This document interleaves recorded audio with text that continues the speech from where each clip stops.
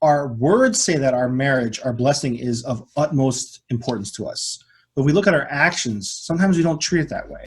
Then we should make sure that we do things to further deepen our most precious treasures. Hey, you're listening to the Blessed Couple Podcast, where we talk about how to do this marriage thing and experience God in the process. I hope you enjoy and subscribe. Let's get started. The other thing we were talking about before we talked about active listening was about scheduling, right? And dating your spouse, right? Right. So just to stay specifically from the bottom, just because you're married and you're husband and wife doesn't stop you from being boyfriend and girlfriend. And you still want to do fun, simple things as well that will help keep you connected. Just like when you become parents, you don't stop becoming husband and wife. You still want to connect in those manners as well.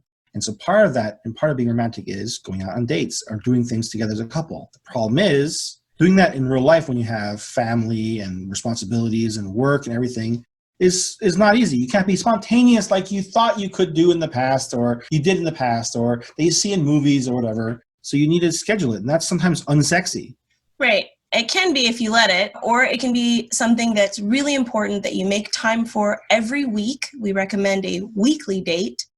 And even that can be a testimony to couples around you. For example, when I was really active in the movement and I was serving on many leadership teams and committees and had many meetings, everyone knew that I was not available on Tuesday night. And then later we moved our date to Sunday. And so the entire team scheduled their meetings around our date night because they knew for me, it was non-negotiable. It was just as important as all of my church commitments was my commitment to our blessing. And actually, some of our committee members started to do date nights as well and shared with me how it was spicing up their marriages. Lena said it was very important. Our words say that our marriage, our blessing is of utmost importance to us. But we look at our actions, sometimes we don't treat it that way. Then we should make sure that we do things to further deepen our most precious treasures. Right. Put your money where your mouth is. But that doesn't necessarily mean your dates have to be expensive. So we have very different spending styles. Christoph's family was much more financially comfortable growing up. My family, we were well below the poverty level for most of my childhood and young adult life. And so when we went out to dinner with our 5 children, I was 12 and under for a little longer than maybe my physical age. We would go out on the kids eat free night, or we would automatically scan the menu for the cheapest thing that we also kind of wanted. But when Christoph's family would go out, it was because of a celebration, and they would celebrate, and everybody would get something really yummy, and they would spend this special, almost like a family connection party time, enjoying each other's company, enjoying good food, and they didn't have to worry about the prices on the menu. So when we went out on our dates, especially when things were very tense in the beginning, we were kind of crawling out of our relationship deficit, and our finances were also very tight at that point. And we would sit down, I would scan the menu and pick the cheapest thing that I also kind of wanted because I already felt a little bit guilty about spending money on a date. And Christoph would pick whatever he really wanted, which almost always was the most expensive thing on the menu. So that, not always, almost always. So that became an issue of tension that was preventing us from having a relaxing date. So we created a budget for our date nights. We would have a free date and we would have some inexpensive dates. And then we had one big push the boat out date a month, and all of our dates would fit into a predetermined monthly budget. So Christoph and I would take turns planning our dates so that we're both eldest children and we're both a little bit competitive. So we both felt inspired to keep our game on point when it came to date night. And free date nights were especially requiring creativity. So I think some of our best dates were free dates. For example, the local community college, which has an open campus that's open quite late at night because they have adult education and night classes, has an amazing art collection, which includes a Monet, a Degas, and a Picasso. And I went to art school, so those, in case you don't know, they're like super big name, brand name artists. And it's a small local community college that we can literally walk to from our house. So we took some delicious hot beverages from our home in thermoses, and we walked all around the campus, which is actually quite large. and we talked and we hung out and we connected. And then we went on sort of a scavenger hunt to find these precious original works of art by these masters. And it was a really great date. Absolutely. So the things I wanted to call out here are, first of all, talking about money is a really important thing because money is going to drive you apart if you don't talk about it. And as you saw from the example, not talking about money made our dates almost a net negative. Right. Right. And active listening is how we figured out how we were operating around money and why we were operating that way around money, and helped us to understand and respect each other's spending styles. Hey, if you're getting something good from this episode, it would mean the world to us if you could share it with someone you love or leave a 5-star review, because the only way this podcast spreads around is through word of mouth. So a share or a review would go a long way, and it only takes like 10 seconds to do. Thanks. Back to the show. Christoph doesn't spend money often, but when he does, it's usually a big purchase. And I will often spend small amounts of money. So really, I'm not necessarily spending less money than him, but I was definitely judging his spending style. And I think it's fair to say we're also judging mine a little bit too. Yeah. So another great free date that we took is my mom would frequently get lost, almost always. She would pass the exit, and usually 10 minutes past the exit is when she would think to herself, I think I missed the exit.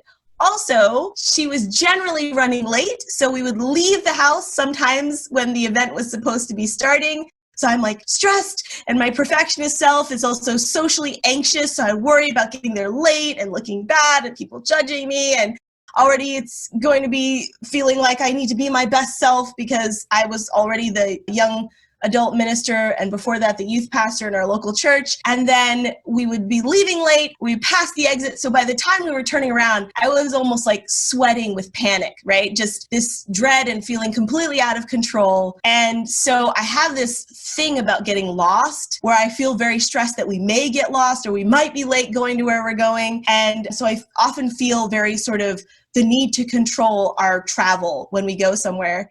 But Christoph really likes taking his time to find shortcuts and different ways of getting somewhere, or being willing to experiment and try the next exit and see if there's fewer lights or stop signs that make it actually faster. And so we picked a date where he planned it, and he said, we're going to go adventuring. And that is what he called getting lost, is what I called it. We're going to go adventuring. So I knew at the beginning of the date, the point is to drive around and just enjoy the scenery. So I immediately felt low stress, and I felt permission to just take it in and see where the date took us. We started adventuring in a familiar area, Fairfield, just a few minutes from our neighborhood.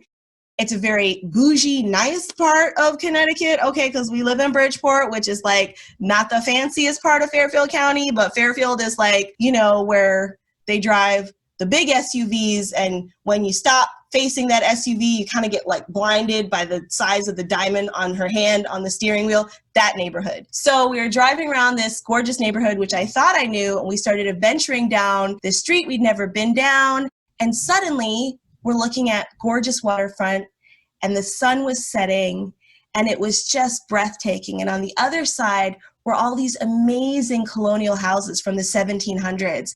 And I'm a history teacher, and I love beautiful architecture. And it ended up being, again, one of our favorite dates. Cost $0.00.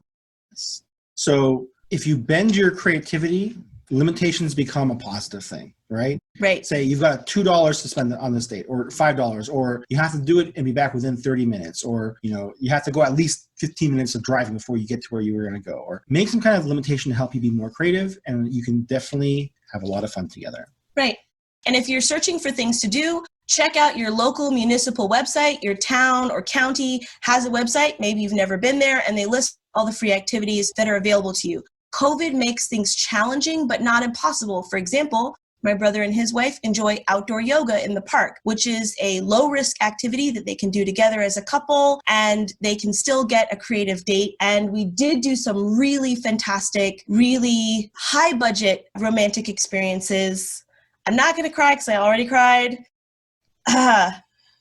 Christoph surprised me by taking me to a bed and breakfast that I had wanted to go to for a long time and had spent a lot of time researching when my mom was supposed to come and keep our kids over the Christmas break so we could have a romantic weekend away. And it fell through and I forgot about it. And he had kept it in his secret folder, his secret file for later, and surprised me by taking me there. On the way there, it was our anniversary, he gave me a jewelry box. I opened it up and it was a little MP3 player. I am very tech unsavvy, so it only had 3 buttons, which was perfect for me.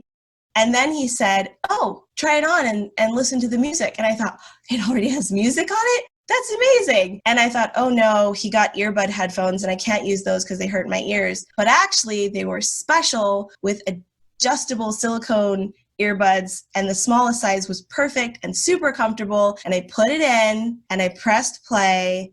And the first song was a live acoustic version of John Denver's Annie's Song, which is our song. And I'm already crying in the car and I'm getting smelty just talking about it. Then we get off the exit after driving for ages. We walk up to the door. I still didn't recognize the house because all the pictures I'd seen, it was covered in snow. We walk through the door and there's a special sign just for us. And it said, Lena and Christoph, welcome to the Timothy Pratt house. And I just, again, was like crying and I was like, I can't believe it. He even chose the room that I picked out as the best room, which was a library with a jacuzzi in it. We went out to eat at this gorgeous Moroccan restaurant. It was amazing. And every time I tell that story, he gets points.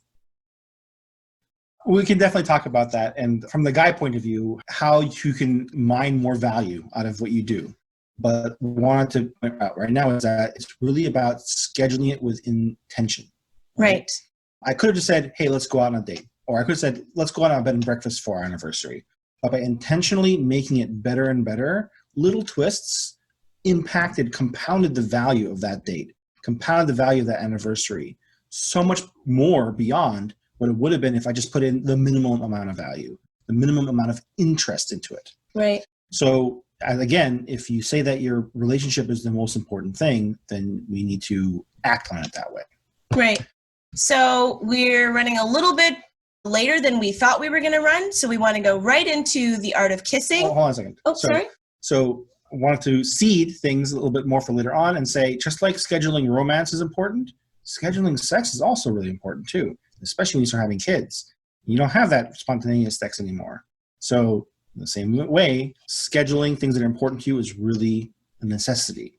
And very valuable and can add so much to your relationship. And you don't have to schedule every sexual encounter, but if you're in a rut or if your passion has dwindled and you want to rekindle and reignite your relationship, scheduling sex once a week might be a great way to do that. On average, married couples have sex twice a week and Christian couples have sex once a week.